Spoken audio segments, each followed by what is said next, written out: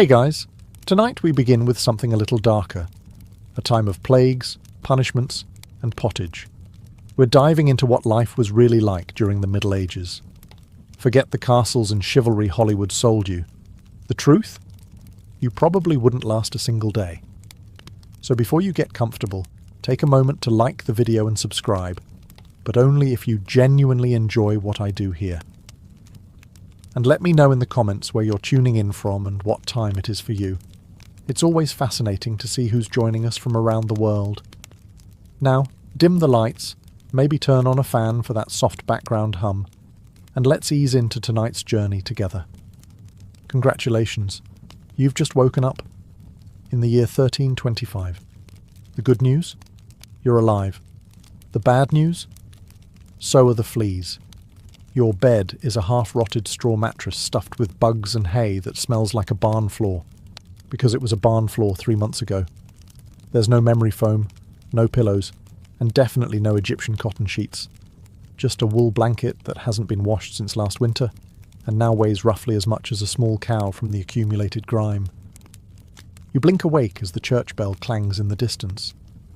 It's the medieval version of an alarm clock, only louder and somehow even less merciful. Your home is a wooden hut with one room, no windows, and a charming open-concept floor plan where your family, livestock and domestic insects all share the same space. The smell? Oh, it's a fragrant symphony. A subtle blend of stale beer, human sweat, goat, and something you pray isn't mould, but know in your soul probably is. Scented candles haven't been invented, and even if they were, they'd just melt on your dirt floor. You try to stretch, but immediately regret it, because the air is freezing and your joints ache. You're 22 years old, which in medieval terms is roughly middle-aged. Your spine creaks like an old wooden door, and your knees sound like a bag of rocks being shaken by a confused peasant. Getting out of bed is a gamble. The floor is either wet from last night's rain, which leaks through the thatched roof, or crusty from something your neighbour's chicken did. Either way, your bare feet are now part of the ecosystem. Oh, and privacy. What's that? Your entire family, and maybe a random cousin who just never left, are waking up beside you. There's no bedroom, no curtains, no me time. Just communal everything. Welcome to morning in medieval Europe, where you're never truly alone, because parasites, rodents, and 8 other people are always with you. And this is just how your day starts. It only gets worse from here. So, you've managed to crawl out of your medieval haystack of horrors. Congrats. Now nature calls. And it's not calling politely. It's screaming. Here's the part where you start missing the modern bathroom. There's no toilet, no seat, no toilet paper, no flush, not even a mildly resentful plunger in the corner. In the 14th century, relieving yourself is an adventure, a social experiment, and often a small public event. If you're a peasant, your bathroom is likely a wooden bucket behind the house, which is already full because Uncle Wolfstan had a rough night after eating bad turnips. The smell is biblical. You hold your breath, do your business, and then, here's the kicker, toss it into the street. Yes, the street. You're supposed to shout something like "Gardez-lou" before dumping it out the window. That's Old French for "watch out below," although frankly no one ever moves fast enough. Streets in medieval towns are open sewers, a charming river of human waste, animal droppings and mystery liquids you'd rather not examine. If you're lucky enough to live in a town with public latrines, congratulations. You get to sit shoulder to shoulder with strangers in an outhouse where privacy is a myth and ventilation is a cruel joke. You might make small talk, but try not to breathe too deeply. Toilet paper? Never heard of it. Most people wipe with straw, leaves, rags, moss, or, if they're feeling especially indulgent, a scrap of wool. Sometimes, nothing at all. Which might explain why handshakes weren't popular yet. And if you're in a castle, surely it's better, right? Well, sort of. You might have a garderobe, a hole in the wall that drops your waist directly into the moat. Great idea. Except that your enemies know this, and yes, attackers sometimes climbed in through the waist chute, Talk about entering through the back door. So whether you're a farmer or a baron, medieval toileting is a humiliation ritual. It's cold, it's public, it's dangerous, and it's never not disgusting. One slip on a wet stone path, and you're face first in humanity's leftovers, and you still haven't brushed your teeth. But we'll get to that next. You survived the toilet. You deserve a reward, right? Maybe a nice breakfast? Something warm, delicious, comforting? Sorry, this is medieval Europe. Nothing is comforting here. Breakfast, if you can call it that, is a grim affair. There are no eggs Benedict, no coffee machines sputtering awake, and certainly no avocado toast. You sit down, or squat near the fire, to a wooden bowl of something that looks like it was scraped off a muddy boot. Welcome to your daily ration of pottage. Pottage is a thick, gloopy stew made of whatever you can find. Grains, root vegetables, maybe a few beans if you're lucky. It's been simmering in the same pot for days, sometimes weeks, and new ingredients are just dumped on top of the old ones. It's less of a recipe and more of an ongoing edible experiment. On the side, a hunk of bread so hard it could deflect arrows. It's made from coarse rye or barley flour, often bulked up with sawdust, ground up acorns or other creative ingredients, because wheat is a rich man's fantasy. This loaf is not your friend. You don't slice it, you negotiate with it.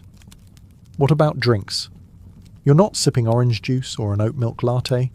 You're drinking beer. Yes, beer. At 6 a.m. Why? Because the water is teeming with parasites and filth. So you start your day with weak ale, low alcohol, high survivability. Kids drink it too. No one's happy about it, but at least it won't kill you. Immediately. Want some meat or cheese? Dream on. That's for Sundays and saints' feast days, and only if your lord is feeling generous. Most peasants don't eat meat more than a few times a year. As for fresh fruit, only when it's in season and not already fermented into wine. And don't even think about spices unless you're royalty. A pinch of pepper costs more than your monthly wages. Salt is valuable enough to be locked away. So you chew your gritty bread, gulp your medieval beer, and try not to think about the rat that may have nibbled your porridge in the night. Breakfast doesn't energize you. It just happens to you. And now that you're properly underfed, it's time to work like your life depends on it. Because it absolutely does. So, you've eaten your sad medieval breakfast, and now it's time to get dressed. Not that it'll help. Your wardrobe consists of exactly one outfit. One. It's a rough wool tunic or linen shift that you've worn every day for months, possibly years. There's no such thing as seasonal fashion. There's just wear this until it disintegrates or gives you a fungal infection. Underwear? Optional. If you're lucky, maybe a linen undertunic. If you're not, well, you're going commando under layers of scratchy, sweaty wool, all lovingly stitched together by someone who probably had no idea what a seam was supposed to look like. There's also no washing machine, no soap, and absolutely no dry cleaner in sight. So your clothes are stained, stiff, and scented, like a compost pile that's been left to marinate in a pigsty. Even if you wanted to wash them, it's not easy. You'd have to haul water from a river or, well, heat it over a fire, scrub your tunic on a board with ashes or lye, and hang it in the sun, which is out approximately 3 days a year. And don't get me started on shoes. If you own any, they're made of untreated leather, barely stitched together, and offer as much arch support as a banana peel. Most peasants just go barefoot, through mud, through dung, through medieval landmines, aka sharp rocks and disease puddles. All this means one thing. Your skin hates you. You itch constantly. Fleas, lice, and bedbugs live rent-free on your body. Everyone has them. Nobles, lousy, monks, itchy, children, walking insect farms. No one escapes. You'll be scratching your armpit with a wooden spoon while chatting with the local priest, and no one will even bat an eye. Your skin is raw from rubbing, your scalp a battlefield of bites, and if you develop a rash, well, too bad. There's no dermatologist, no hydrocortisone, no one to tell you it's probably scabies. You just keep on suffering. And if you're lucky enough to not get an infection, great. That rash will simply accompany you for the next 6 months like an unwanted medieval sidekick. Now that you're dressed in misery and wrapped in discomfort, it's time to head outside and start working yourself to death. Now that you're fully dressed in itches and damp wool, it's time to flash that morning smile. Except, you don't. Because in the Middle Ages, smiling is a dangerous game. Not emotionally, dentally. There's no toothbrush, no toothpaste, no mouthwash, no floss. The concept of oral hygiene is about as popular as bathing, which is to say, not very. Some people might chew on a twig or rinse with wine or vinegar, but for the most part, your teeth are on their own, and they're not doing well. By the time you hit your mid-20s, your smile looks like something pulled from a haunted crypt. Cavities are rampant, gums are swollen. And those aren't just food stains on your teeth. That's decay. You have more rot in your mouth than a medieval root cellar. Sugar, while not yet everywhere, is becoming more common among the rich. Imported at great cost, mostly used in small cakes or to show off wealth. If you're a noble, congratulations. You get to rot your teeth faster than the peasants. If you're poor, you'll do it slowly over time with fermented bread, gritty porridge, and years of hard chewing. Toothaches? Get used to them. They're like medieval weather, always there in the background. The kind of pain that makes you consider praying, drinking, or pulling the tooth out yourself with a pair of pliers. And that's not a joke.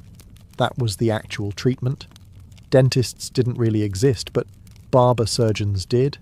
Yes, the same guy who cuts your hair is also pulling your molars out by candlelight with an iron hook and zero anesthesia. Infected tooth? Hope you like fevers, because without antibiotics, it can easily turn into sepsis and kill you. From a toothache. That's right. The same thing that sends us to a pharmacy today could be your funeral in the 1300s, and there's no relief on the social front either. Kissing? Good luck. Halitosis, bad breath, is everywhere. If you're single, you're not judged by your smile. You're judged by your land and your livestock. In short, your mouth is a battlefield, and it's losing the war. Now that your teeth are throbbing, let's head outside. Because your real job, the one that will break your back, is just getting started. Time to head to work. Except there's no office, no desk, no coffee break, and no chance of promotion. Your job, if you're like 90% of the population, is simple. Don't die while labouring for someone else's comfort. You're a peasant. Congratulations. That means you work the land that belongs to a lord who probably doesn't remember your name. You rise with the sun and stop only when it disappears behind the trees. Your tools? A wooden hoe, a rusty sickle, and whatever bones are still intact in your body. There's no weekend. There's no clocking out. There's only sunrise to sunset, 6 days a week. Sunday is off, but only if you're not harvesting, fighting off raiders, or praying feverishly for your infected toe to stop turning black. The work is brutal. Fields are ploughed by hand or with oxen, if you're rich enough to afford one. You dig ditches, sow seeds, pull weeds, and carry water until your spine begins to resemble the letter S. No one cares if you're tired. No one's asking how your mental health is doing. If you're a woman, surprise. You don't just do field work. You also care for children, clean, cook, spin wool, feed animals, and pretend your husband's lice infestation isn't slowly migrating to your side of the bed. Children? They start helping out around age 5. No school, no toys, just a tiny wooden rake and a dream of one day not dying of the flu. And if you're one of the few who isn't a farmer, maybe you're a blacksmith, a tanner, or a cooper. Great. You still work with fire, chemicals, or animal guts all day in poorly ventilated sheds. The pay? Basically survival. The perks? Occasional bleeding. Break a bone? Too bad. Get a fever, drink some warm beer and keep going. You can't afford to stop. Not even for a day. Because if you don't work, you don't eat. And if you don't eat, well, medieval Europe has a solution for that. It's called being replaced. So you grip your shovel, ignore the blisters, and keep digging. Because in the Middle Ages, your job isn't a career, it's a slow-motion endurance test. Now that your back is on fire from labouring in the fields, let's talk about the weather. Because in the Middle Ages, temperature is less about seasons and more about ongoing punishment from the sky. Let's start with winter. There's no insulation, no central heating, and no weatherproofing. Just wooden walls with gaps you could throw a chicken through. Your windows? Covered with cloth, not glass. The fire in the hearth? Nice in theory, but you don't have enough firewood to keep it going because wood is expensive, and gathering it from the forest is sometimes illegal. Yes, you can be executed for picking up the wrong stick from the wrong forest. You bundle up in your one damp wool tunic, huddle near the dying embers, and still wake up with your nose frozen. Your feet, permanently cold, often damp. Your fingers, so stiff they feel like tiny medieval popsicles. Frostbite isn't diagnosed, it's just called bad luck. Now fast forward to summer. Sounds better, right? Wrong. In summer, your home turns into a clay oven. There's no fan, no cross breeze, and absolutely no deodorant. You sweat through your layers, but you can't remove them, because showing too much skin is scandalous. And also invites sunburn, insect bites, and social judgment. The flies are out in full force, attracted to your unwashed body, and the smell of last week's goat stew that's still fermenting in the corner. Mosquitoes buzz by your ear while you sleep, assuming you can sleep through the sound of your neighbours yelling and babies crying. In the fields, the sun bakes you. No sunblock, no hat, unless you've fashioned one out of straw like a desperate scarecrow. And the worst part, you still have to work. Heatstroke is just called taking a bad turn, so you're either shivering in your own hovel, wondering if your toes will make it to spring, or you're sweating through your only pair of socks while your thighs chafe into oblivion. And the one thing that never changes, no matter the season, your clothes still itch, your food is still terrible, and your next job, still waiting. Welcome to climate control, medieval style. There is none. Feeling thirsty? Need to freshen up? Want to splash a little water on your face to wake up from this damp fever dream of a life? Too bad. In medieval times, water isn't your friend. It's trying to murder you quietly. Let's start with drinking. The nearby stream looks fresh, bubbling and clear, like something out of a fantasy movie. But spoiler alert, it's not. Upstream, someone just dumped a chamber pot into it. And if not that, then a dead pig is probably decomposing in it. Parasites, bacteria, and the entire microbial army of medieval Europe are waiting in every sip. That's why people drank beer. Yes, beer, even children. But before you imagine medieval kids doing keg stands, understand that it was small beer, weak in alcohol, strong in survival. Brewing boiled the water, so it was safer than whatever flowed through the town ditch. Wine was another option. If you were rich enough to afford it, and unconcerned with functioning properly before noon. What about bathing? Surely water was used for cleaning. In theory, yes. In practice, absolutely not. See, back then, people believed bathing actually opened your pores and let the disease in. That's right. Washing yourself was considered medically risky. You were cleaner, apparently, if you never removed the protective layer of filth caked onto your skin. Communal bathhouses did exist, but they quickly gained reputations as places for gossip, scandal, and sometimes full-on medieval extracurriculars.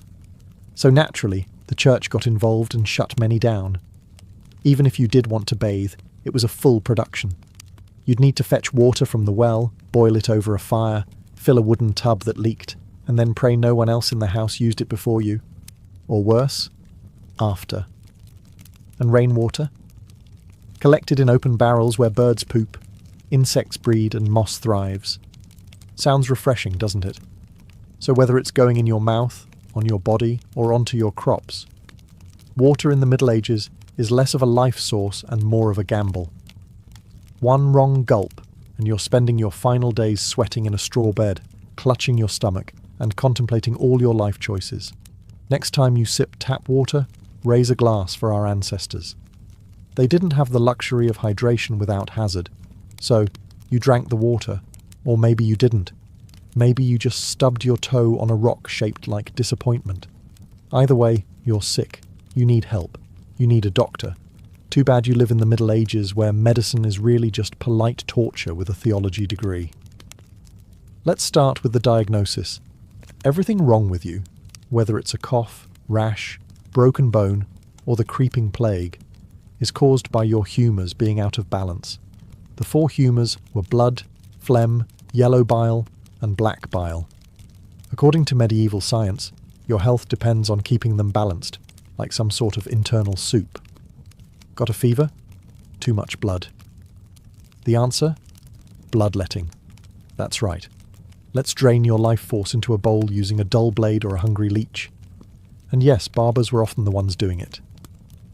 Imagine getting a haircut and a hemoglobin extraction in one sitting. 2 for 1, baby. Feeling sad or anxious? That's clearly an excess of black bile. The cure? Laxatives. Maybe a warm herbal purge. Or just prayers and a cold compress while everyone avoids eye contact with you and starts carving your coffin. Now, if you break a bone or get a nasty wound, you're in real trouble. There's no anesthesia, unless you count passing out from pain. Surgery is done with knives that haven't been cleaned since the Crusades. Tools are heated over fire not for sterilization, but because they just look scarier that way. Antibiotics? Centuries away. Germ theory? Not invented yet. They think disease comes from bad air or God being annoyed with your moral failings. Got a stomachache? Must have been your sinful thoughts. Hope you like confessing while vomiting. If your condition gets worse, you'll be treated with more leeches, possibly some crushed beetles, and a priest at your bedside giving last rites just in case. At this point, they're preparing for the cure known as death, and if by some miracle you recover, everyone just assumes God took pity on you. The doctor takes full credit and the leech gets promoted. So yes, in the Middle Ages, medicine is less about healing and more about surviving the cure. After a long day of labour, lice, and leeches, it's finally time to eat. You shuffle back to your hovel, stomach growling, ready for the one joy left in life, a warm meal. Bad news. Your meal is probably trying to kill you. Let's begin with the basics. Food preservation doesn't really exist. There's no fridge, no freezer, just salt, smoke, or the hope that winter air keeps things fresh. Your meat, if you're lucky enough to have any, has been hanging for days, covered in flies, marinated in questionable brine, and possibly shared with a rat or 2. Bread is the cornerstone of the medieval diet, but even that isn't safe. In bad harvest years, desperate peasants bulk it up with bark, sawdust, or even clay to make it stretch. And if it's rye season, there's a bonus. Ergot, a fungus that causes convulsions, hallucinations, and sometimes death. It's like eating bread laced with LSD and tetanus. Vegetables? Only if they're in season. And you know what's always in season? Turnips. So, many. Turnips. Boiled, mashed, or floating in pottage, which, if you remember from Chapter 3, is basically a hot swamp of mystery ingredients that's been simmering since your great-grandfather's funeral. Fruit might be available in the fall, but it rots quickly, and sugar is rare, expensive, and hoarded by the rich to show off their blackened teeth. Dairy is another gamble. Fresh milk spoils in hours. Butter and cheese fare better, but they're loaded with bacteria. People eat them anyway because, frankly, it's either that or chew your boot leather. And let's talk about seasoning. Spices like pepper, cinnamon or nutmeg? Worth more than gold. For the average peasant, flavour comes from onions, salt, if you're lucky, and pain. Most meals taste like wet burlap sprinkled with sadness. But food isn't just a health hazard. It's a political one. Game animals belong to the Lord, not you. Caught poaching a rabbit? You could be fined, imprisoned, or even executed. That's right, your dinner could get you hanged. So as you sit down to eat your grey stew by flickering firelight, remember, every bite is a risk. But you eat anyway, because in the Middle Ages, food doesn't nourish, it tests you. It's evening now. You've worked, suffered, and barely digested your suspicious stew. You might think the day is winding down, but don't get too relaxed, because God is watching. So is the priest. And so is your neighbour Agnes, who will absolutely rat you out if you miss Mass. In medieval Europe, religion isn't just part of life, it is life. The church controls your calendar, your laws, your education, if you can read, your birth, marriage, death, and everything in between. Think of it as your spiritual landlord. And you're always behind on rent. Every day is structured around prayer bells. The town church bell rings in the morning, noon, and night. Not because people need reminders, but because missing prayer is a sin. Forget to bow? Sin. Eat meat on a Friday? Sin. Think about your neighbour's wife in that one dream? Double sin. And yes, hell is very real. Vividly real. Priests describe it in glorious detail. Rivers of fire, lakes of boiling blood, demons with pitchforks and eternal wailing. If the plague doesn't scare you, eternal damnation definitely will. You can't read the Bible yourself because it's written in Latin, a language reserved for monks, clergy, and that one noble kid who's too good for dirt. You rely on the church to interpret everything for you.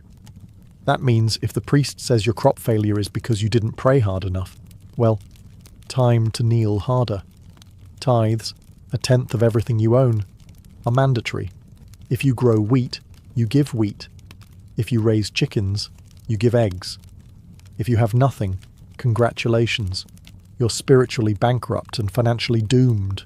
Holidays? They're holy days, dozens of them. And while they offer breaks from labour, they're not for fun.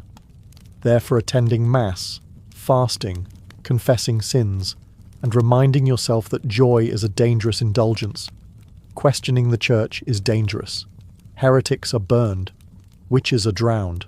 Blasphemers are flogged. And skeptics are quickly reformed. So you go through the motions. You chant. You bow.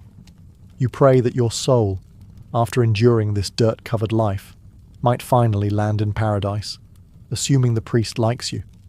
Because in the Middle Ages, God may be merciful. But the church? Not so much. If you thought being a medieval peasant was rough, try doing it as a woman. All the filth, famine, and fear, plus childbirth, subservience, and social invisibility. In the Middle Ages, being a woman is like being on hard mode, with no health potions and no restart button. From birth, a girl's life path is pretty much locked in. Marry young, bear children, serve your husband, die tired. Education? Not likely. Unless you're from a noble family and sent to a convent, your intellectual development stops around the time you learn how to churn butter and patch a tunic. Marriage happens early. Really early. It's not weird to be betrothed at 12 and pregnant by 14. It's not about love. It's about land, livestock, and alliances. Your opinion? Not required. Once married, you're basically your husband's property. Your job is to produce heirs, feed everyone, keep the house running, and not complain. Because complaining might get you branded a nag, or worse, a witch. That label comes with a complimentary drowning or burning, depending on local fashion. Childbirth is a death lottery. There's no prenatal care, no sterile tools, no anesthesia. Midwives do their best, but even minor complications can mean death for the mother, the child, or both. Some women survive 10 pregnancies. Many don't survive 2, but don't worry. Once the baby is out, your work increases. Now you have a screaming infant in a lice-ridden hut, and you're expected to nurse, cook, clean, and still help in the fields. You don't get a break. You are the break. For everyone else. If you're unmarried, you're suspicious. If you're widowed, vulnerable. If you're outspoken, dangerous. Women who didn't conform were often accused of witchcraft, especially if they had herbal knowledge, a strong personality, or just looked at someone funny on a rainy Tuesday. Even in the church, your role is limited. Nuns lived under strict rules. No speaking without permission. No freedom of movement. and your spiritual worth, always ranked below men. In short, if you're a woman in the Middle Ages, you're expected to endure, obey, reproduce and suffer in silence, ideally while smiling. Because even in a time of universal suffering, women were somehow expected to suffer gracefully. So far, you've battled filth, starvation, social injustice, and possibly a goat. But just when you think your day can't get any worse, here comes violence, loud, bloody, and often completely acceptable by medieval standards. Let's be clear, the Middle Ages were not peaceful. The idea of law and order mostly meant hope the local lord isn't in a bad mood. Violence is everywhere. In the home, in the streets, on the battlefield, in church disputes, and sometimes in line at the communal bread oven. Crime is common, punishment is brutal, and justice is more performance art than protection. Steal a loaf of bread, you could lose a hand. Accused of lying, your tongue might get pierced. Gossip too much? Meet the scold's bridle, a metal mask strapped to your head with a bar in your mouth. For correction, of course, let's say you're accused of something serious. Heresy, theft, witchcraft. How do you prove your innocence? By being tortured, obviously. Welcome to trial by ordeal. One version, you stick your hand in boiling water to retrieve a stone. If it heals without infection in 3 days, you're innocent. If not, you're guilty. Another option, you're tossed into a river. If you sink, you're innocent, and probably dead. If you float, you're guilty, and will be punished anyway. It's like a medieval game show where the prize is survival and the host is actively rooting against you. And if you're sentenced to death, that's a public event. Executions are performed in front of cheering crowds. Hangings, beheadings, burnings. Sometimes people bring snacks. It's the medieval equivalent of cable TV. Domestic violence, completely normal. Husbands were allowed, even expected, to discipline their wives and children. Street fights, commonplace. You could be beaten just for looking the wrong way at a noble's horse. And war, always simmering. Local feuds, territorial disputes, religious crusades. Someone's always marching off to stab someone else in the name of honour, God, or boredom. Violence isn't a breakdown of society in the Middle Ages. It is society. Everyone lives with the constant knowledge that life is fragile, justice is arbitrary, and your neighbour might bash your head in over a pig. So, walk carefully, keep your eyes down, and never trust anyone with a club. At this point, you've made it through the lice, the leeches, the laundryless misery, and the looming threat of public disembowelment. But now comes the final chapter of most medieval lives, an early and unglamorous death. If you're alive and still breathing past the age of 40, you're practically a celebrity. You might even be referred to as the Old One, which is less of a nickname and more of a statistical miracle. Let's break it down. The average life expectancy hovers around 30-40 years, but that number is dragged down heavily by infant mortality. Nearly half of all children died before reaching age 5. Disease, malnutrition, or one bad winter was all it took. No vaccines, no antibiotics, no hope. If you survived childhood, you entered adulthood already exhausted. Work began as soon as you could walk upright, and by 25, your joints creaked like a monastery door. You might be missing several teeth, a finger, and most of your original optimism. Women faced a particularly deadly gauntlet: childbirth. It was one of the leading causes of death for medieval women. No pain relief, no medical intervention, just prayer, hot water, and someone holding your hand while you bled out on a straw-stuffed cot. For men, the dangers were different, but equally relentless. Farming accidents, infections from minor wounds, a neighbour's drunken rage, a crusade gone sideways. Even walking to the market could be risky if you crossed paths with a bored bandit or an angry tax collector. Death could also come quietly, from the plague, which turned cities into cemeteries overnight, or from famine, which could last entire seasons, thinning out entire villages, or from bad luck, like eating spoiled grain and spending your final hours hallucinating and screaming at the walls. And funerals? You were lucky if you got one. Bodies were often buried quickly to avoid disease. No embalming, no polished coffins, just a hole, a few murmured prayers, and a shallow mound of earth, if there was enough space left in the churchyard. So yes, in medieval times, life was brutal, short, and constantly under siege by death in all its casual forms. You didn't retire, you just stopped showing up. And speaking of exits, let's move on to your final chapter. The medieval dream dies. So, how's your day been? You've woken up in filth, relieved yourself into a bucket, brushed your teeth with wishful thinking, nearly passed out from hunger, worked until your spine cried for mercy, scratched your way through itchy wool, prayed to not get plague, and barely dodged a public execution for owning a squirrel. Welcome to a single day in medieval Europe. Still dreaming of becoming a knight? Think again.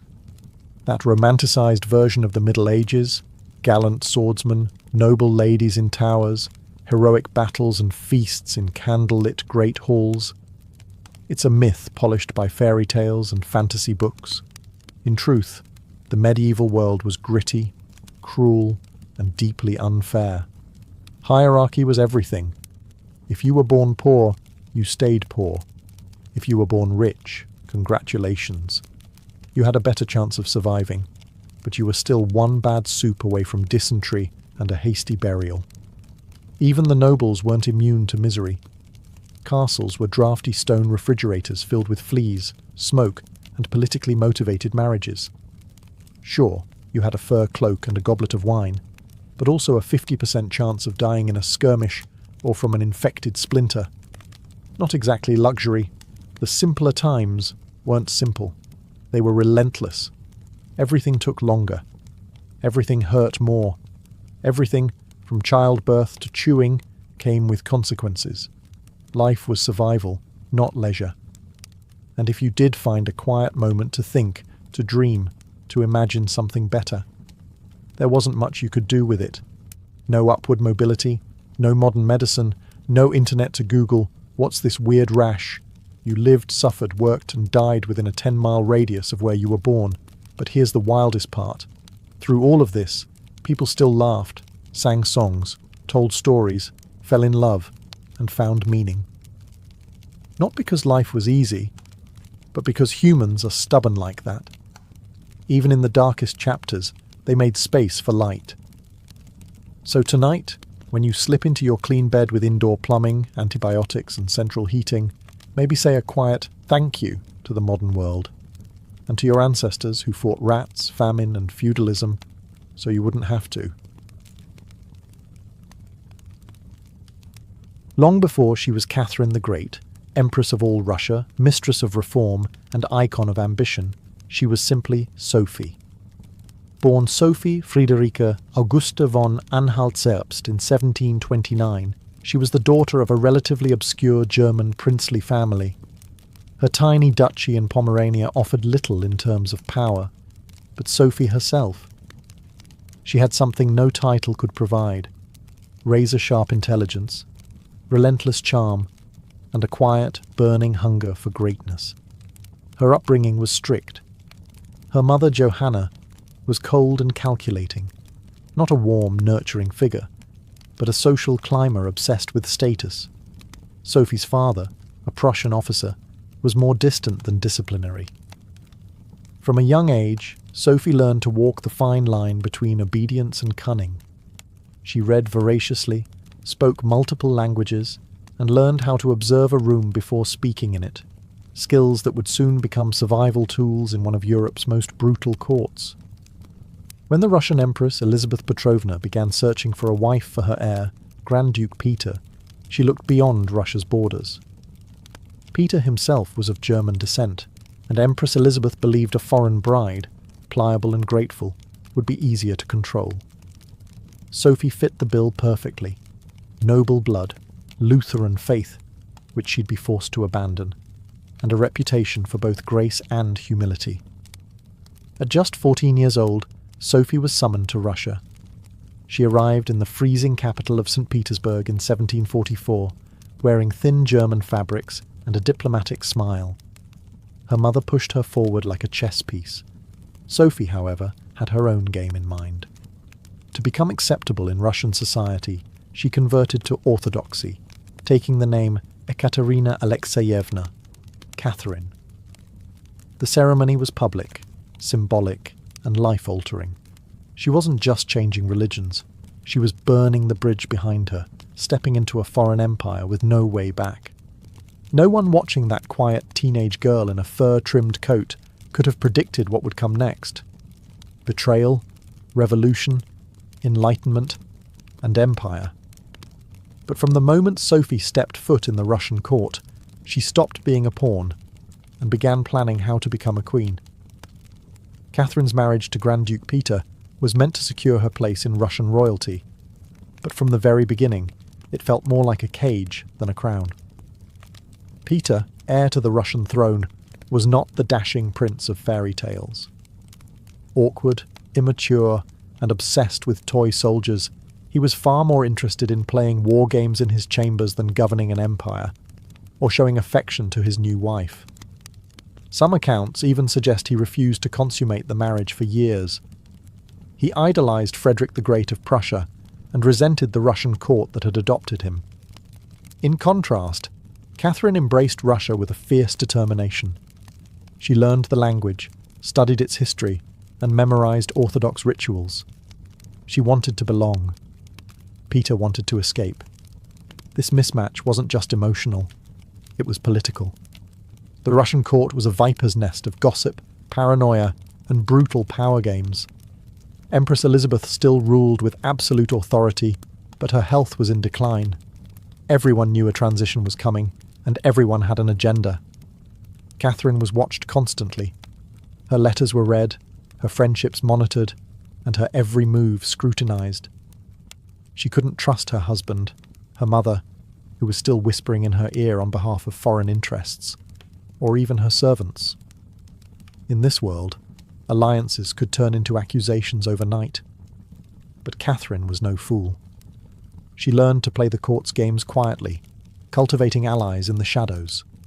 She charmed military officers, made friends with scholars, and developed a reputation for dignity and restraint, a stark contrast to her husband's childish tantrums and open contempt for Russian traditions. Behind closed doors, Catherine began reading Enlightenment thinkers like Voltaire and Montesquieu. While others saw her as a young consort, she was building a vision, not just for herself, but for Russia, a nation of strength, education, and reason. But there was one problem. The longer Peter lived, the longer Catherine remained in limbo, a powerless wife to a man unfit to rule. So she waited, observed, and planned. She knew the Russian throne wouldn't be inherited. It would have to be taken. In 1762, after nearly 2 decades of waiting, watching, and quietly manoeuvring, Catherine saw her moment and seized it with breathtaking precision. Empress Elizabeth had died, and Peter, now Peter III, was finally Tsar. But his reign began unravelling almost immediately. In just a few short months, Peter alienated the church, offended the nobility, insulted the army, and lavished praise on Prussia, Russia's longtime enemy. He reversed key policies, humiliated the clergy, and talked openly about divorcing Catherine to marry his mistress. The court, already wary of his erratic behaviour, turned cold. The army, filled with generals loyal to Catherine, grumbled in corridors. Even ordinary Russians, devout and patriotic, saw Peter as a foreign puppet who mocked their traditions. Catherine, watching all of this unfold, made her move. In July of that same year, while Peter was away at his summer palace, Catherine launched a bloodless coup d'etat. Supported by key military officers, including her lover Grigory Orlov and his influential brothers, she rode through St. Petersburg in full regalia, was proclaimed Empress Catherine II, and won the allegiance of the powerful Imperial Guard. Peter, caught off guard and without allies, surrendered within days.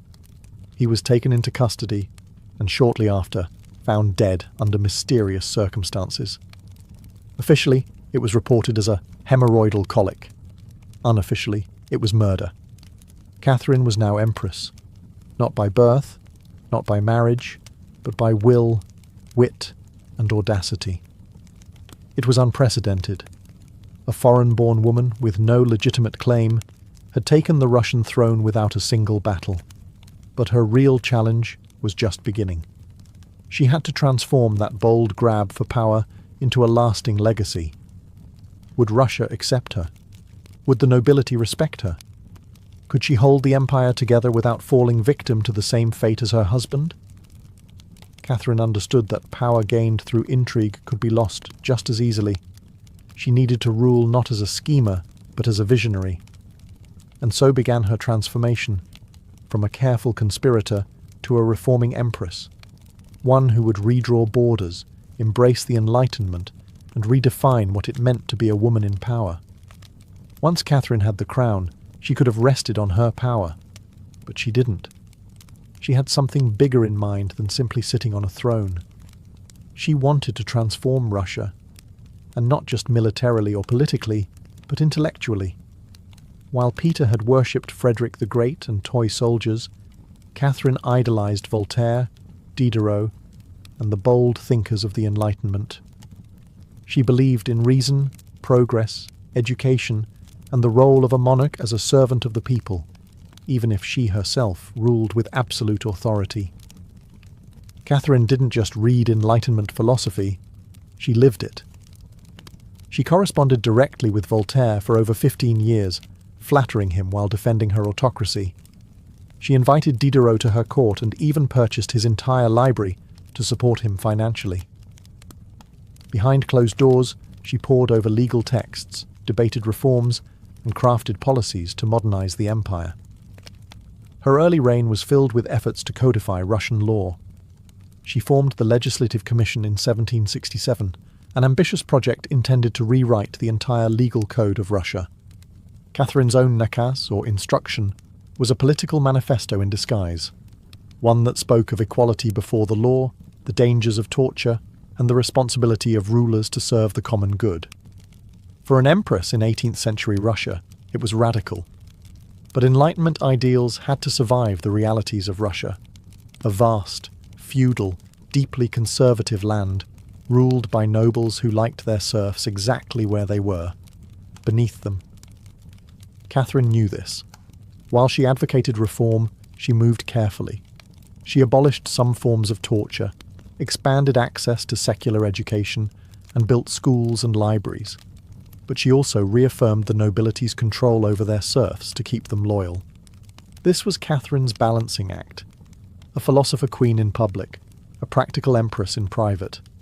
She walked a tightrope between ideology and survival, between the shining salons of Paris and the gritty politics of Moscow. Her vision for Russia was bold, but always calculated. In many ways, Catherine wasn't trying to make Russia European. She was trying to make Russia modern, on her terms. And that meant reform, yes, but with an iron hand in a velvet glove. Catherine wasn't content with reforming Russia from within. She wanted to expand it outward, to make it an empire worthy of fear, admiration, and envy. Where Peter the Great had opened a window to the west, Catherine aimed to knock down the walls. Under her leadership, Russia's borders stretched wider than ever before. She waged wars not just to defend her crown, but to reshape the map of Europe. One of her most significant campaigns was against the Ottoman Empire. These wars, fought in waves throughout the 1760s and 1770s, weren't just about territory. They were about influence. Catherine saw herself as the liberator of Orthodox Christians living under Muslim rule and as the rightful protector of Eastern Europe. Under generals like Alexander Suvorov and Grigory Potemkin, Russia captured key regions including Crimea, the northern coast of the Black Sea, and access to warm water ports, something Russian Tsars had coveted for generations. These victories weren't just military, they were symbolic. With each conquest, Catherine sent a message. Russia was no longer the distant, backward cousin of Europe. It was a continental force. She also turned her gaze westward. In a series of deals and diplomatic maneuvers, Catherine participated in the partitions of Poland, carving up the struggling Polish-Lithuanian Commonwealth along with Austria and Prussia.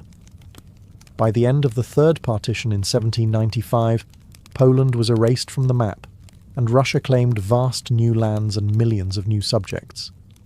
But Catherine didn't just conquer with armies. She also colonized with ideas. New cities were built. Trade routes were expanded. German settlers were invited to cultivate Russian farmland.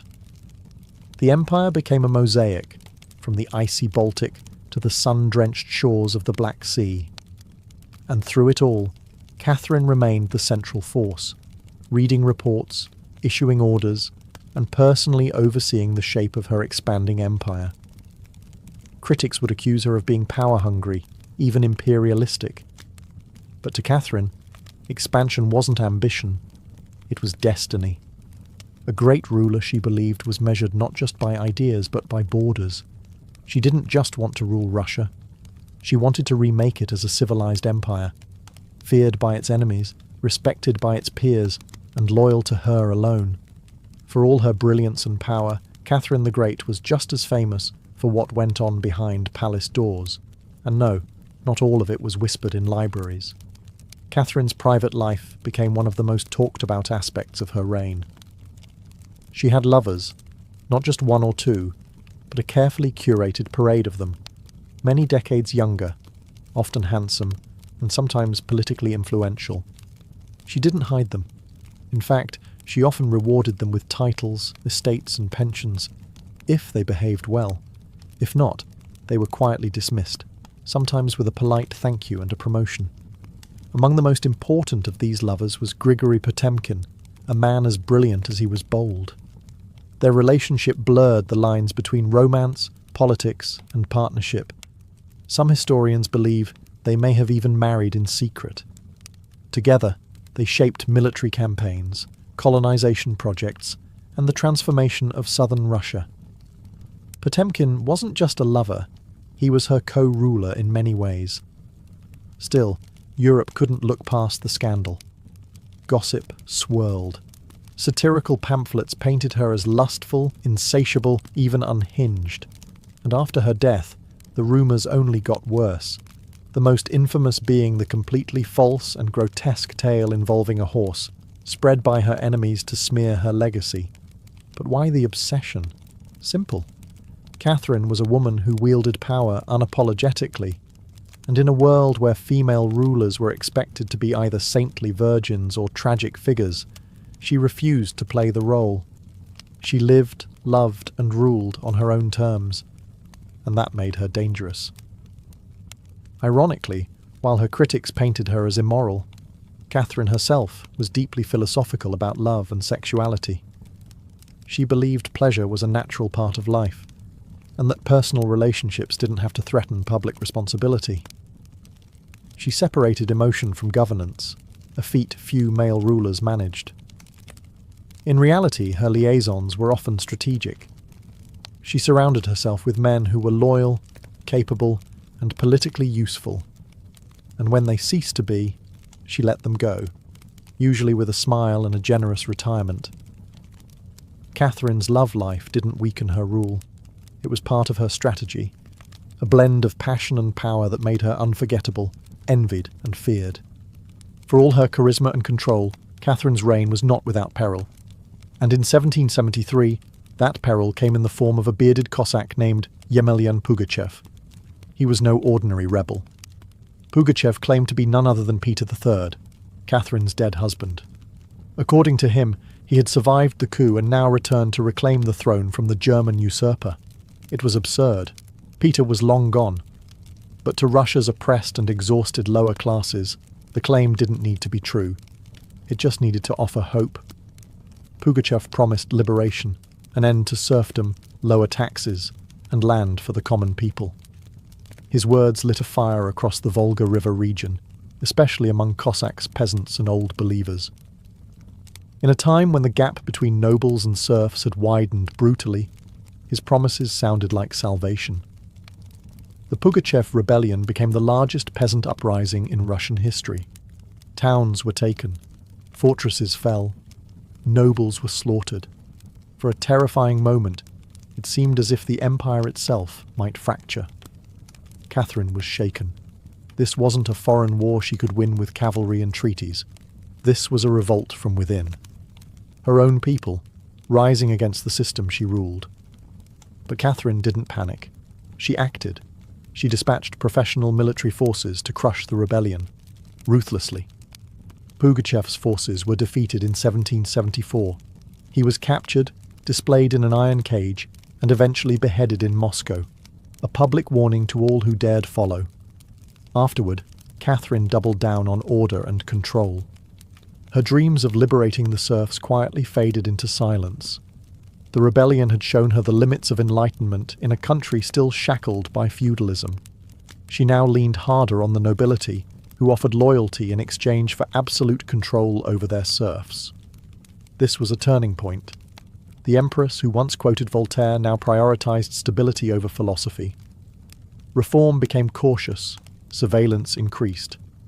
Rebellion, even whispered, was to be stomped out before it had breath.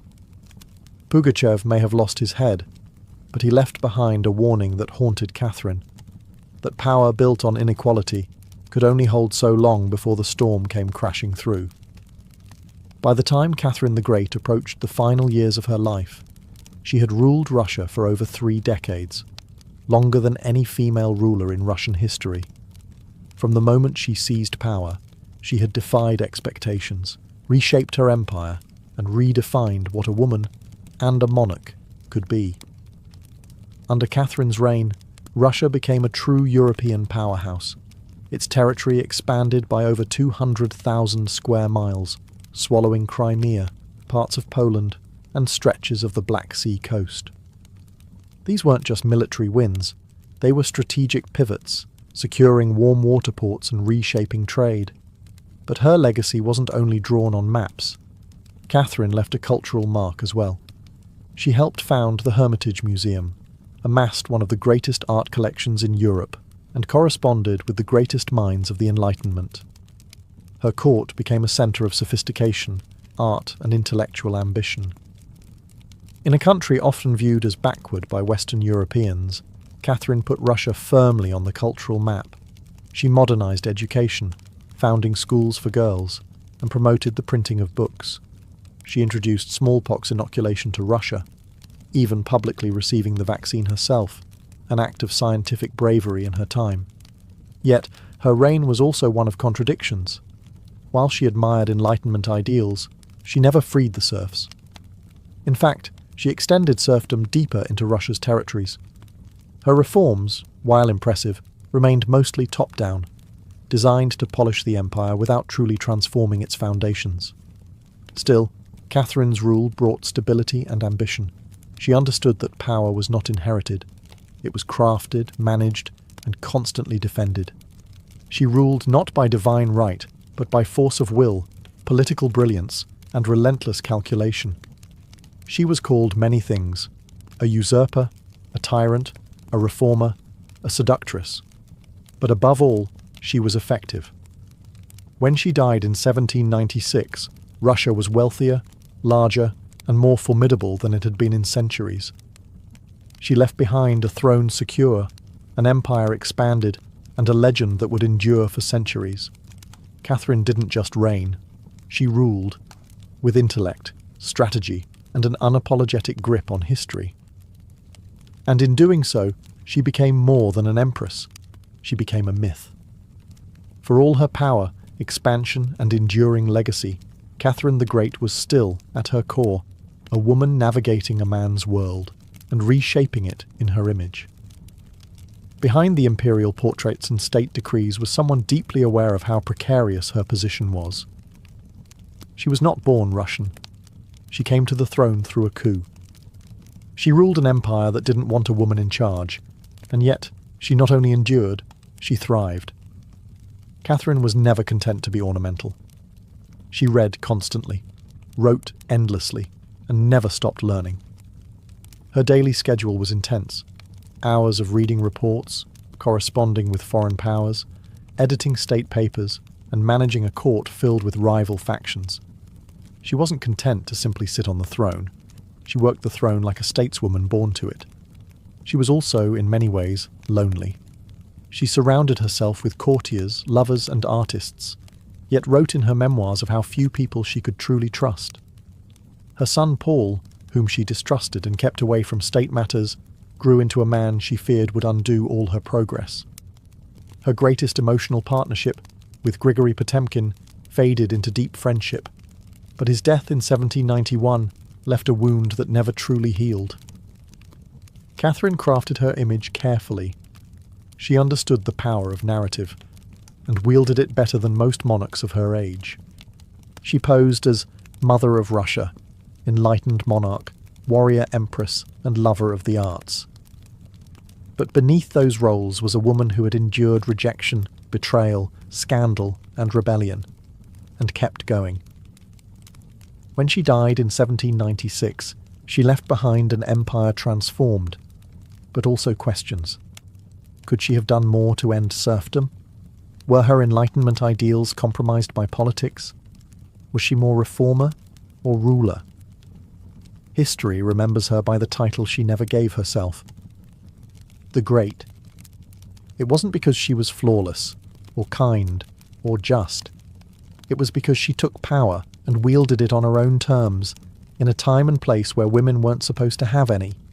She didn't just wear the crown, she rewrote what it meant to deserve one. In the humid depths of the Chiapas jungle in southern Mexico, the ruins of Palenque whisper stories from the ancient Maya world. Towering temples rise above the canopy, their limestone faces eroded by time, but still brimming with secrets. And in 1994, one of those secrets revealed itself. A team of Mexican archaeologists, led by Fanny Lopez Jimenez, was surveying Temple Threed, a relatively modest pyramid, next to the more famous Temple of the Inscriptions, the burial site of the mighty king Pakal the Great. Temple Threed wasn't expected to hold much, until they noticed something odd, a sealed, hidden chamber beneath the structure. No looters had touched it. It was pristine. When the archaeologists broke through and lowered themselves inside, they found a stone sarcophagus resting in silence. The air was heavy with the weight of centuries. As they opened the lid, red dust rose like smoke. Brilliant, shocking red. The interior was covered in powdered cinnabar, a toxic mercury sulfide used ceremonially by the Maya. And lying within that crimson cloud was the skeleton of a woman. She had been buried with care and reverence. Her bones were fragile but intact, her skull still wearing a jade mask, and her body surrounded by funerary offerings. Necklaces, diadems, ear spools, all crafted from jade and shell. Everything about the burial screamed royalty. Yet no name was inscribed, no glyphs identified her. It was one of the richest female burials ever found in Mesoamerica. And yet, it was a total enigma. Why was she buried in red powder? Who was she? Was she a queen, a priestess, or perhaps even Pakal's wife? The researchers called her the Red Queen, and the name stuck. But even with modern forensics, they couldn't say for sure who she was, only that she had lived around the 7th century, during the golden age of Palenque. Unlike most Maya tombs, hers had been hidden, untouched, and purposefully isolated. Her burial wasn't just ceremonial, it was spiritual. This woman wasn't meant to be remembered with words. She was meant to be remembered through ritual, through colour, and through the mystery she left behind. The most haunting feature of the Red Queen's tomb wasn't her jade jewellery, or the silence of the sealed chamber. It was the red dust. A thick layer of powdered cinnabar covered everything. The sarcophagus, the walls, her bones, even the offerings around her. It clung like blood to stone. To the Maya, this was no accident. Cinnabar, made from crushed mercury sulfide, was one of the most sacred and dangerous substances in the ancient world. Its vibrant red colour wasn't just visually striking.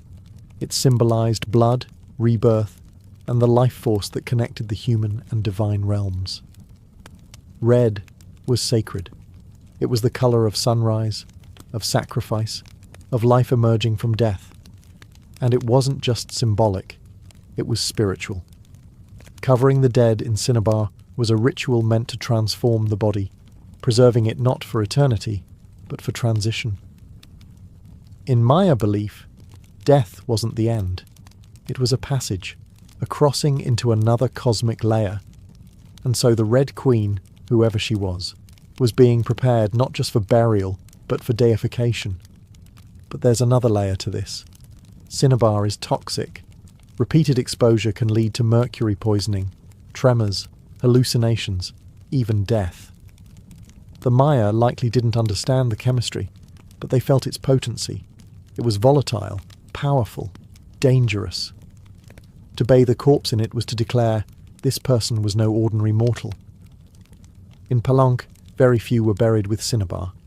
Pakal the Great, the mighty king whose pyramid dominates the site, was one. His body, like hers, was also saturated in the red powder. That detail alone drew speculation. Was the Red Queen his wife?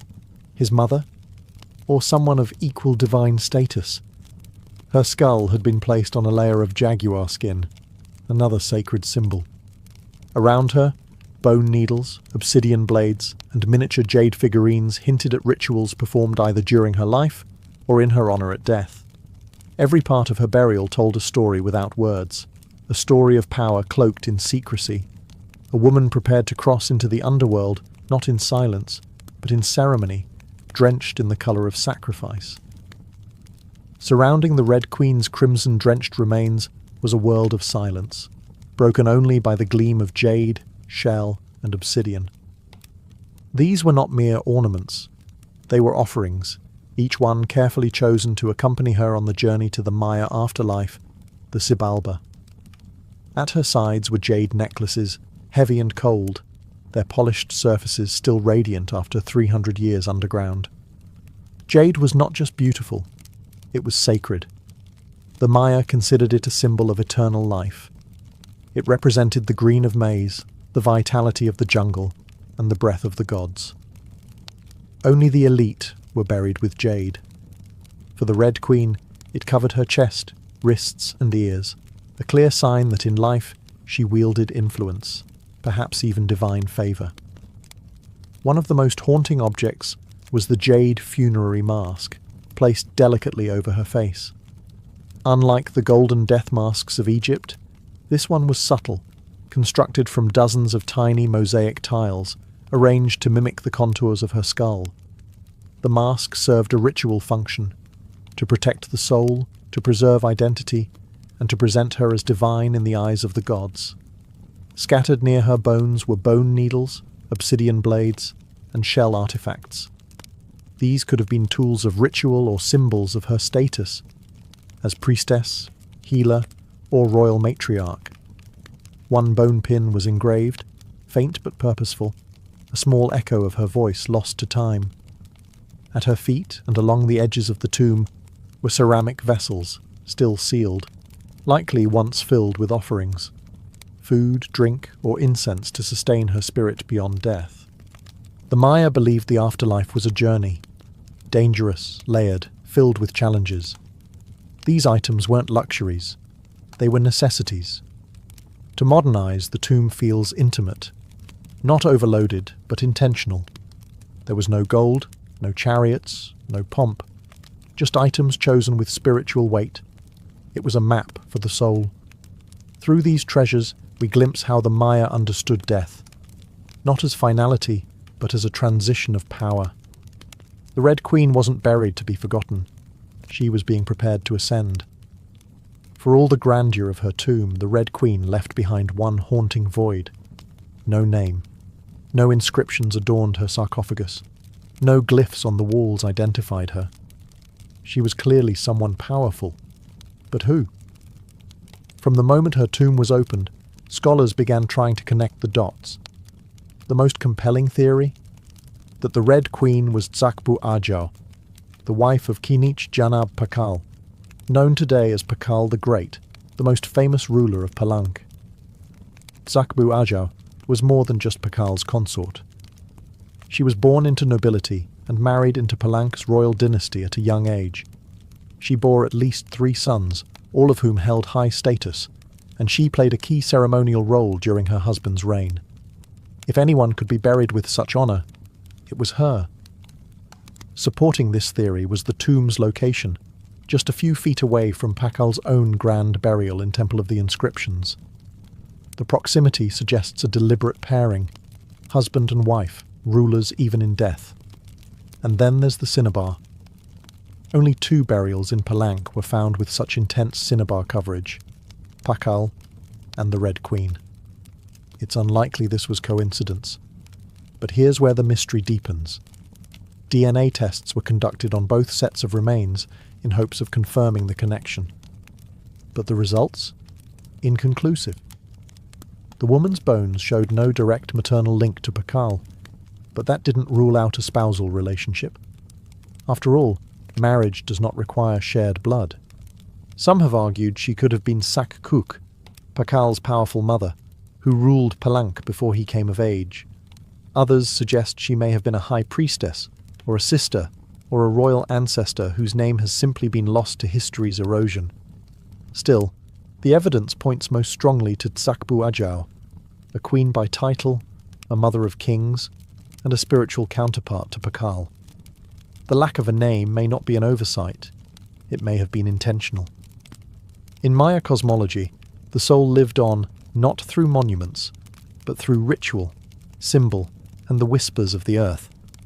And so the Red Queen remains suspended between legend and truth, a woman who ruled, remembered not in stone, but in scarlet and silence. To understand the Red Queen, we must understand the world she came from, a world where Maya women, especially royal ones, held more influence than many realize. In Maya civilization, politics was often a family affair. Royal women weren't merely passive consorts. They were diplomats, priestesses, and power brokers. They conducted rituals, sponsored temples, and played crucial roles in maintaining dynastic legitimacy.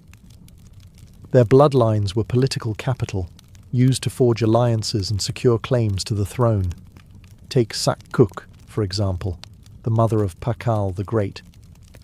When the throne of Palank was left vacant, she took power herself and ruled as queen regent until her son came of age. She wasn't a placeholder. She was a ruler in her own right, issuing decrees and overseeing construction projects. Without her, Pakal may never have risen at all. And she wasn't an anomaly. Across the Maya world, in places like Yaxchilan, Naranjo, and Calakmul, inscriptions show women performing major ceremonies, engaging in warfare diplomacy, and sometimes ruling outright. They were often portrayed in stelae and murals, dressed in elaborate headdresses and regalia, standing beside kings as equals, or sometimes above them. Their words were carved in glyphs. Their names were remembered, until they weren't. By the time Spanish conquistadors arrived centuries later, much of that memory had eroded. The colonial lens saw native women as silent figures in a male-dominated world, but the archaeology tells a different story, one of complex gender roles, where power was negotiated, not simply inherited. This context casts the Red Queen in a new light. She may not have ruled in name, but her burial, rich, sacred, and positioned beside Pakal, suggests she was a central pillar in the royal order. Her jade mask wasn't just decoration. It was a symbol of identity, of power held in life and protected in death. Her bloodline may have been the very glue that held Palanka's dynasty together. In Maya civilization, a queen wasn't just a queen. She was a keeper of sacred lineage, a voice in ceremony, and often the bridge between gods and men. The Red Queen may be nameless, but in her world, she was never voiceless. The Red Queen wasn't just buried with treasures. She was buried in architecture rich with purpose, layered with Maya cosmology, ritual symbolism, and intentional design. Her tomb wasn't merely a grave, it was a gateway to eternity, Her body was discovered inside Temple Third, one of the smaller pyramids within the heart of Palenque, yet its proximity to Temple of the Inscriptions, the resting place of Pakal the Great, is telling. These temples weren't built randomly. Their positioning was sacred, guided by astrology, myth, and dynastic legacy. Temple the Third rises modestly compared to its grand neighbour, but it hides something even more intimate. A sealed crypt, untouched by looters, perfectly preserved. It was constructed deep within the temple's core, accessible only by a steep, narrow staircase. The descent into her tomb feels almost symbolic, a ritual journey downward, into the underworld. The chamber itself is stark, made of cut stone, sealed tightly for over 1,300 years. No glyphs or murals cover the walls, no ornate carvings tell her story. But perhaps that silence is intentional. This was a space not for the living to interpret, but for the dead to transform. At the centre, her sarcophagus sits like an altar. Crafted from limestone, it echoes the grand stone coffin of Pakal next door. While Pakal's lid is famously engraved with scenes of cosmic rebirth, the Red Queen's tomb is more subdued. The focus is inward, on the body, on the cinnabar, on the ritual of death itself, and yet there are subtle architectural cues that hint at meaning. The tomb is aligned east to west, a symbolic path mirroring the sun's journey from life to death. The chamber is small, but powerful. It feels deliberate, personal, a sacred enclosure for someone revered. Maya temples were cosmological tools, bridges between the heavens, the earth, and the underworld. To be buried in one was to be elevated beyond the human realm. The Red Queen's eternal home wasn't an afterthought. It was a carefully constructed shrine, a place where death became transformation. Her bones rest in stone, her essence in cinnabar, and her legacy in the architecture itself. A temple that speaks without words, telling us she mattered. To the ancient Maya, death wasn't the end. It was a threshold, a sacred passage into the underworld, known as Xibalba. And for someone like the Red Queen, this crossing was not only spiritual, it was political, cosmological, and deeply ritualized. Burial rituals were carefully choreographed events, rooted in myth and meant to guide the soul through the treacherous layers of the underworld. Maya texts and iconography tell us that Xibalba was no peaceful afterlife. It was a maze of darkness, rivers of blood, trials, and gods of death. Only those properly buried, ritually prepared, and spiritually equipped could make the journey successfully. The Red Queen was buried wrapped in cinnabar, encased in stone, and surrounded by offerings, all signs of an elite burial. But there's more. The presence of bone needles and obsidian blades in her tomb hint at auto-sacrifice rituals, possibly symbolic tools representing rites she had performed in life, or that were reenacted at her burial to empower her spirit. Her funerary mask, carefully assembled from jade tiles, was not simply decorative. It may have served as a spiritual vessel, preserving her face and identity as she journeyed into the afterlife. In Maya belief, the face was a mirror of the soul, and the soul needed to be recognized by the gods. The ceramic vessels surrounding her may have once held chocolate, maize, water, or even pulque, to nourish her in the next world. Other items, like stingray spines or shell trumpets, could have represented spiritual tools, calls to the gods, or tokens of ritual communication. Burial wasn't just a goodbye. It was a transformation. The Maya believed in cycles, death as seed, burial as planting, and the afterlife as rebirth. Kings and queens were often seen as earthly incarnations of gods, and in death they returned to those divine origins. The Red Queen, covered in the colour of blood, entombed in a pyramid and honoured with offerings, was being prepared for rebirth, not as a mortal, but as a being tied to the sacred order of the cosmos. Her burial wasn't the end of her story, it was the beginning of her legend. Just a few steps away from the Red Queen's final resting place lies one of the most iconic tombs in Mesoamerica, that of Kinich Janab Pakal, known simply as Pakal the Great. His burial inside the Grand Temple of the Inscriptions is celebrated for its artistry, scale, and deeply spiritual symbolism. But what makes the Red Queen's tomb so extraordinary is not only what was inside, it's where it was found. Her sarcophagus was hidden within Temple Threed, directly adjacent to Pakal's monument. In a city like Palenque, where every temple was carefully positioned to reflect cosmic principles, this closeness was no coincidence. It was intentional, a statement etched in stone. Many scholars believe the Red Queen was Tzakbu Ajao, Pakal's queen and trusted consort. While her tomb lacks inscriptions, the similarities between their burials are striking. Both wrapped in cinnabar, both entombed in pyramids, both buried with jade, and both treated with extreme reverence. These rituals mirror each other, as if two halves of a sacred narrative. Pakal's lid famously depicts him falling into the underworld tree, a cosmic scene of death and rebirth. The Red Queen's simpler tomb contains no such iconography, but the symbolism lies in the pairing itself. If Pakal represented the sun, journeying through the underworld at night to rise again, then the Red Queen may have represented the moon, the feminine force that follows its own mysterious path in the sky. Together, they embodied a cosmic duality, masculine and feminine, king and queen, sun and moon, order and ritual. In Maya mythology, rulership was not singular, it was relational. Harmony in the cosmos required balance, and that balance extended into the dynastic court. By placing the Red Queen beside Pakal, the Maya were preserving not just a marriage, but a cosmic partnership. Their proximity in death may have mirrored their roles in life, a queen not behind, but beside her king, sharing not just a throne, but a legacy. In their tombs, they speak without words. Two souls, wrapped in cinnabar and stone, joined across eternity, one of history's most sacred silences. Though her name was lost to time, the Red Queen of Palenque endures, not as a forgotten relic, but as one of the most enigmatic and powerful women of the ancient world.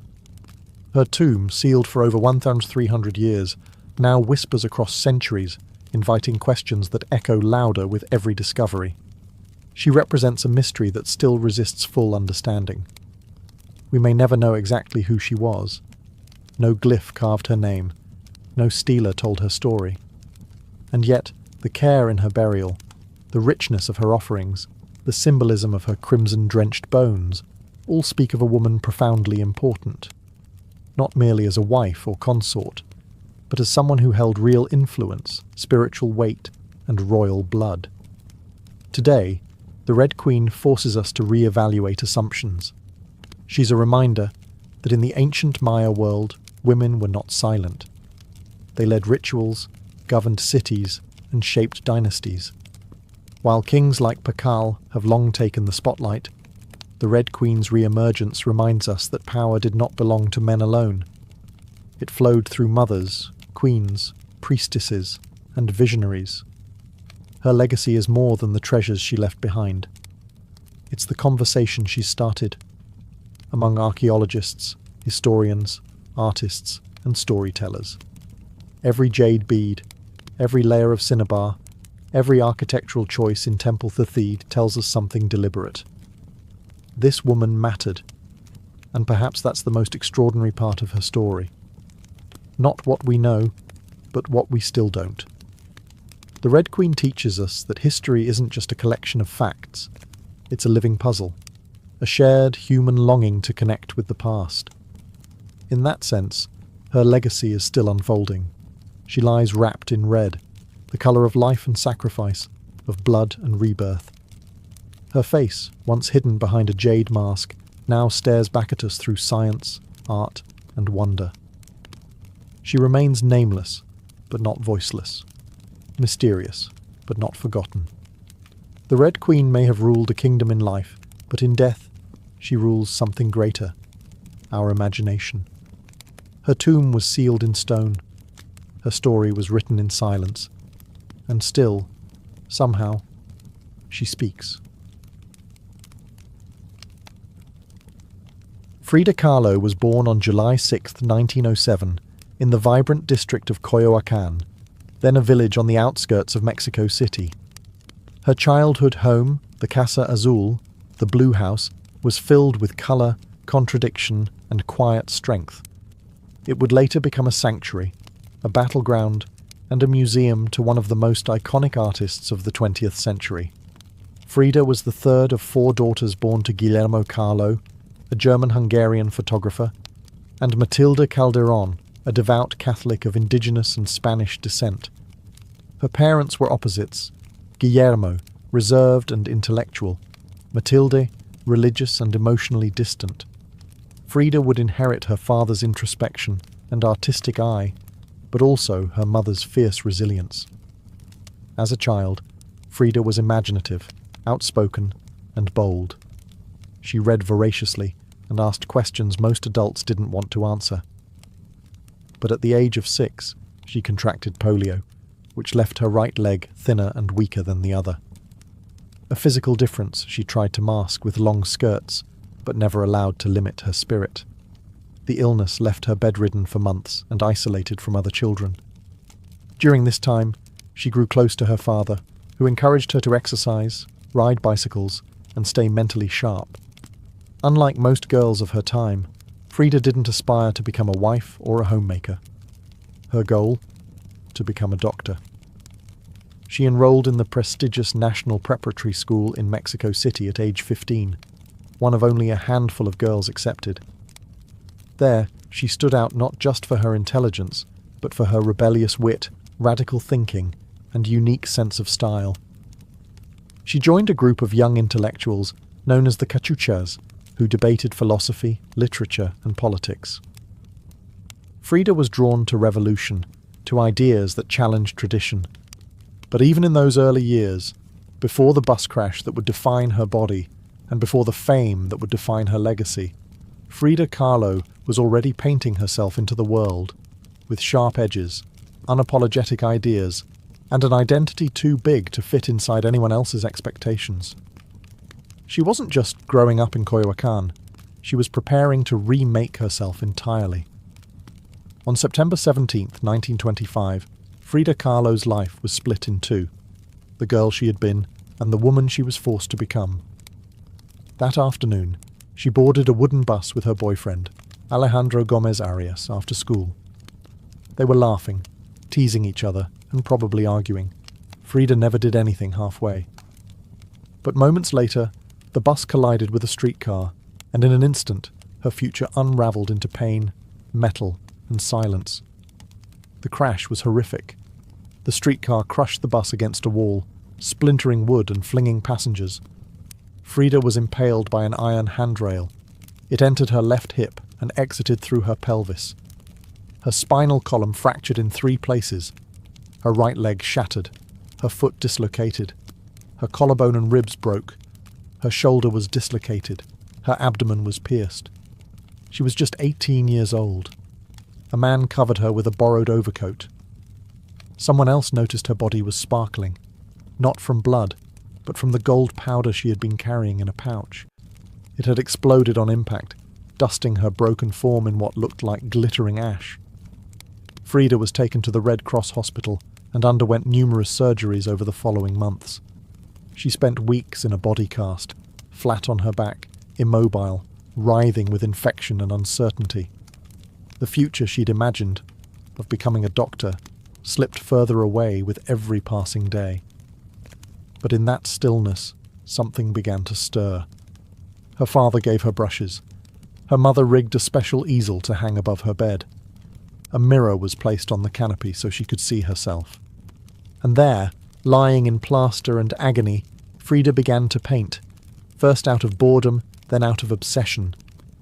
Her first subjects were her own reflection, because she was all she had. But what emerged wasn't vanity, it was survival. The crash had broken her physically, but it had also opened a door into her own mind, her own body, and eventually into the surreal language of pain and identity that would define her art. The girl who wanted to heal others now began healing herself, one brushstroke at a time.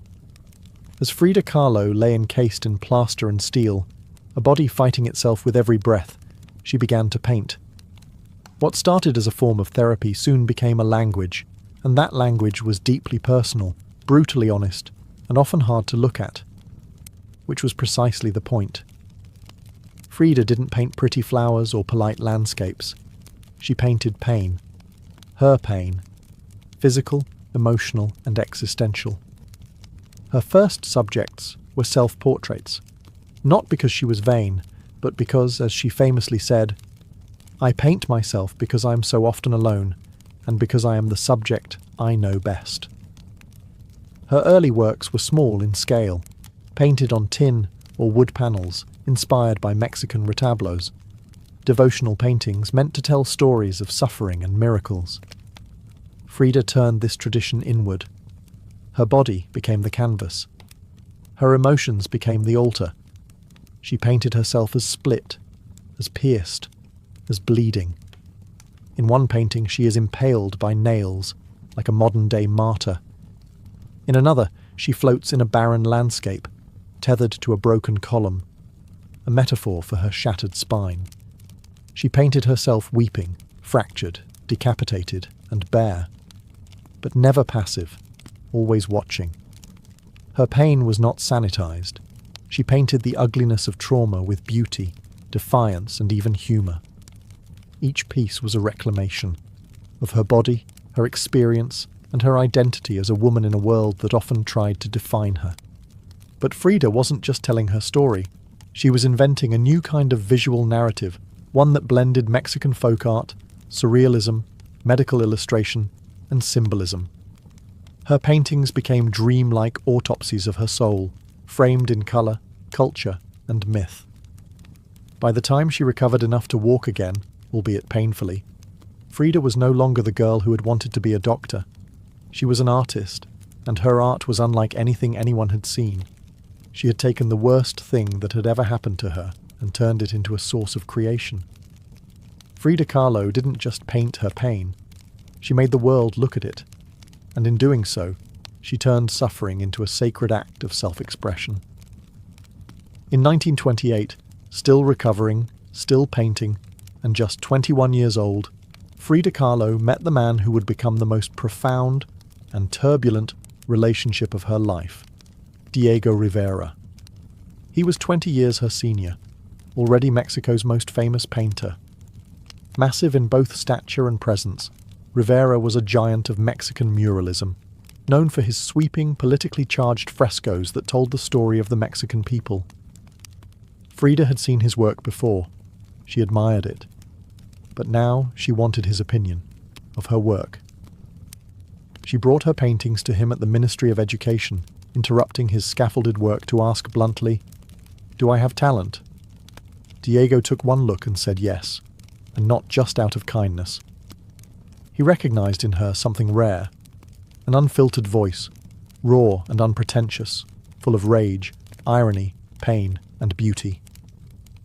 They began a relationship that was as consuming as it was creative.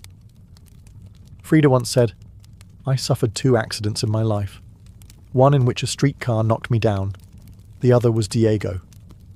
They married in 1929, an odd pairing to outsiders. Diego, massive, unfaithful, politically famous. Frida, sharp-tongued, fiercely independent, already walking with a cane. Her parents called it a marriage between an elephant and a dove.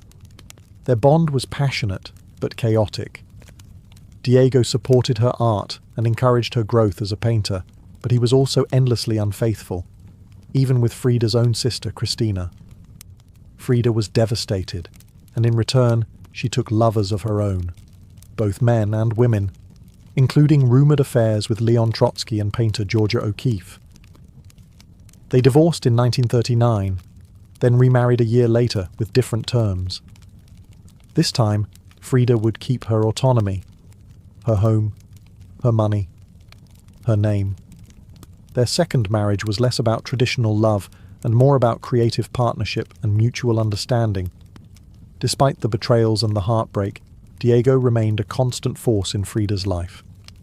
He challenged her, he wounded her, but he also believed in her, as an artist, as a revolutionary, and as a woman who could redefine what painting could be.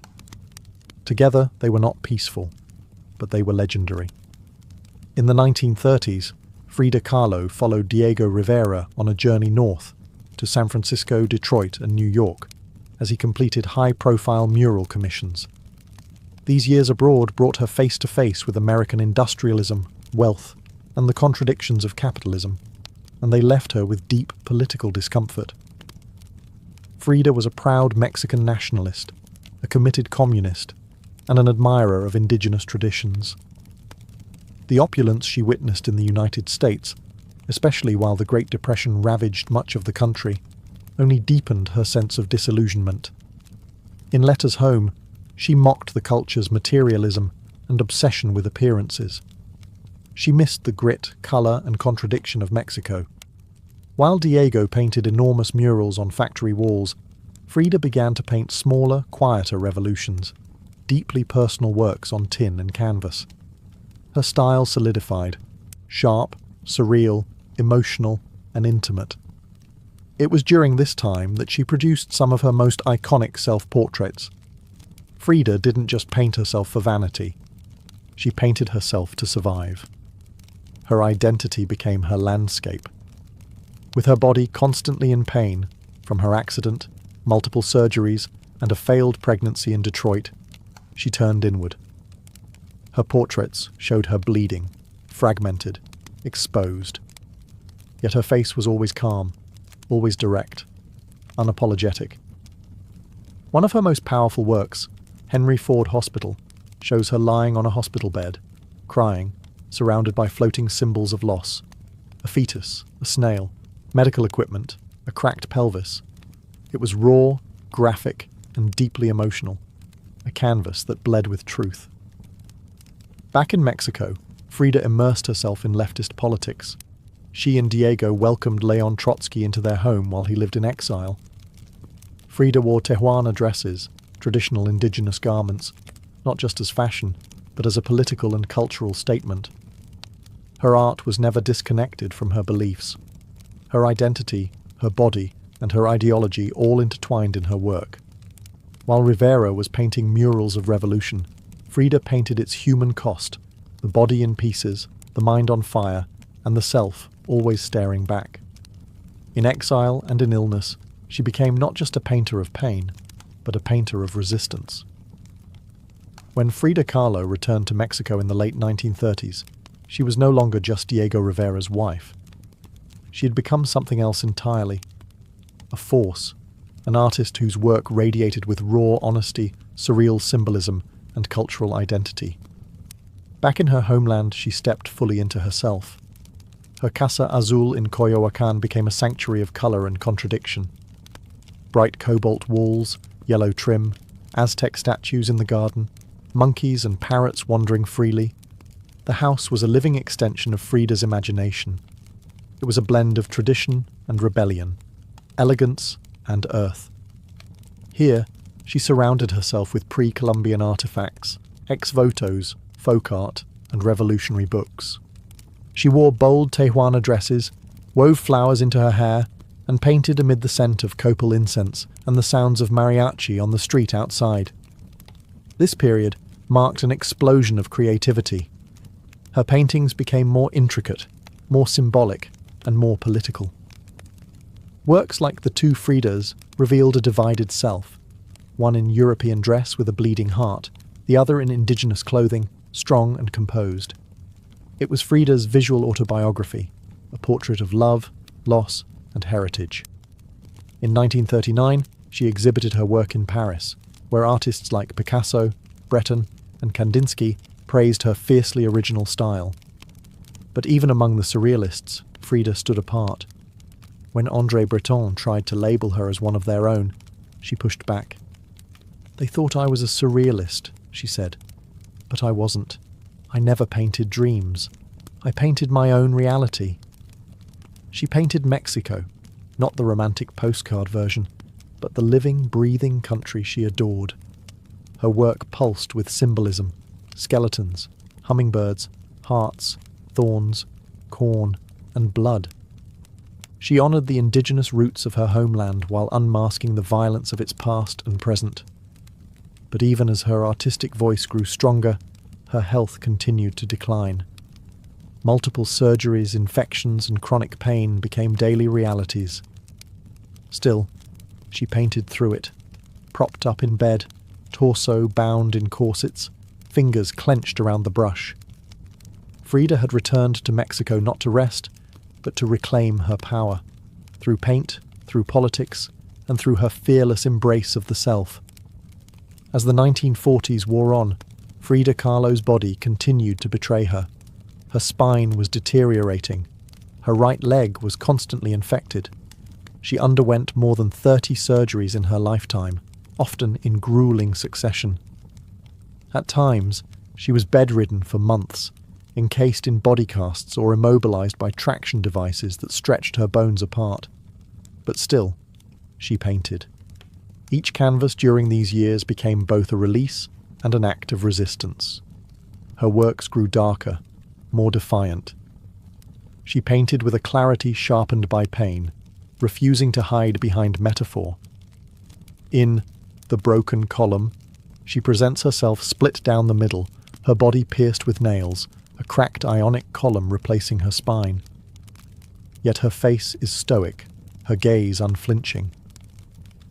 Pain for Frida was no longer just a subject. It was her companion, her antagonist, her muse. Her political voice also grew louder. She joined the Mexican Communist Party, marched in demonstrations, wrote fiery letters, and called out imperialism and injustice. When her health no longer allowed her to walk, she appeared at protests in a wheelchair, defiantly holding signs and shouting slogans.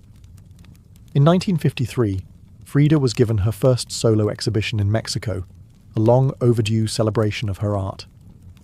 But her health was so fragile, doctors told her she couldn't attend. So she did what only Frida would do.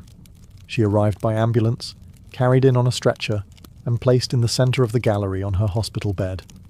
Dressed in traditional finery, surrounded by her own work, she greeted guests with tequila, laughter, and that fire still burning in her eyes. Her final paintings were both childlike and harrowing. In Marxism Will Give Health to the Sick, she painted herself wearing a steel corset, cradled by the hands of Marx, casting away symbols of oppression. Her last known work was a still life of sliced watermelons, one piece bearing the words, "Viva la vida," long live life. Even in the face of death, she remained defiant, joyful, and political. Frida Kahlo's last portraits weren't just self-portraits. They were acts of revolution, painted in pain, but always signed with life. On July 13, 1954, at the age of 47, Frida Kahlo died in the same place she had been born, La Casa Azul in Coyoacán. The official cause was listed as a pulmonary embolism, but those closest to her whispered of something deeper. She had been ill, yes, but also exhausted. By pain, by surgeries, by the long war with her own body. Just days before, she had attended a political protest against the CIA-led coup in Guatemala. Weak and wheelchair-bound, she insisted on going, her clenched fist raised in the air. Revolution remained her final heartbeat. Her last diary entry was brief but piercing. "I hope the exit is joyful, and I hope never to return." Frida's funeral was held at the Palacio de Bellas Artes, Mexico's most prestigious cultural institution. Her body, draped in the red flag of the Mexican Communist Party, was watched over by friends, family, artists, and revolutionaries. Diego Rivera was inconsolable. He called her the greatest love of his life, even as his betrayals had nearly broken her. But in the years that followed her death, something extraordinary happened. Frida Kahlo refused to disappear. At first, her name was whispered only in art circles. Her works weren't easy to categorize, too political for surrealists, too surreal for traditionalists. But slowly, her image, her story, and her defiance began to resonate. Through the 1970s and 1980s, as feminist scholars and activists reclaimed forgotten voices, Frida's became louder. She wasn't just a painter anymore. She was a symbol of pain turned into beauty, of feminism born through resistance, of Mexican identity celebrated without apology, of queerness, disability, revolution, and authenticity. Her face, unibrow, gaze, flowers in her hair, became iconic. Her home became a museum. Her diary became a sacred text. And her paintings now hang in the world's greatest museums. Frida Kahlo had lived much of her life in Diego's shadow. But in death, she stepped forward. She didn't just leave behind paintings. She left behind a mirror and dared us all to look, not with pity, not with fear, but with fire. Today, Frida Kahlo's face is everywhere. Printed on t-shirts, painted on murals, turned into dolls, memes, posters, and icons. Her signature unibrow, her flower-crowned hair, her direct gaze, all instantly recognizable.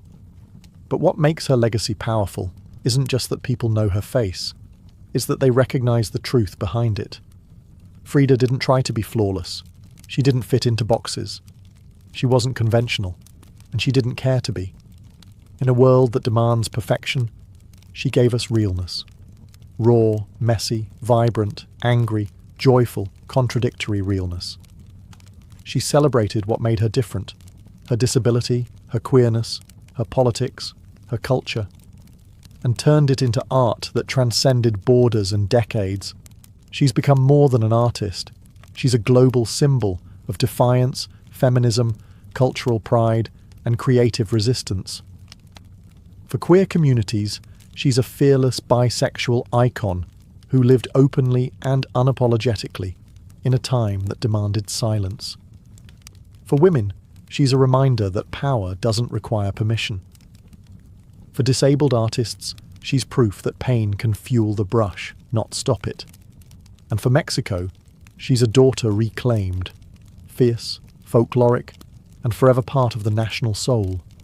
Her paintings, once dismissed as too strange or too personal, are now among the most revered in the world. Works like The Two Fridas, Self-Portrait with Thorn Necklace and Hummingbird, and The Broken Column aren't just seen, they're felt deeply by anyone who has ever suffered and needed to turn that suffering into something sacred. She lived in the margins and turned them into centre stage. She embraced contradiction. A communist who wore gold, a woman betrayed who loved again, a body in pieces with a soul unbreakable. And through it all, she painted, not just with colour, but with conviction. Frida Kahlo never asked to be a symbol. She simply told the truth about herself, and in doing so, told the truth for millions of others who had never seen themselves reflected in art before. Now, when we see her face, we see courage, we see colour, we see resistance, we see Frida, not gone, but immortal.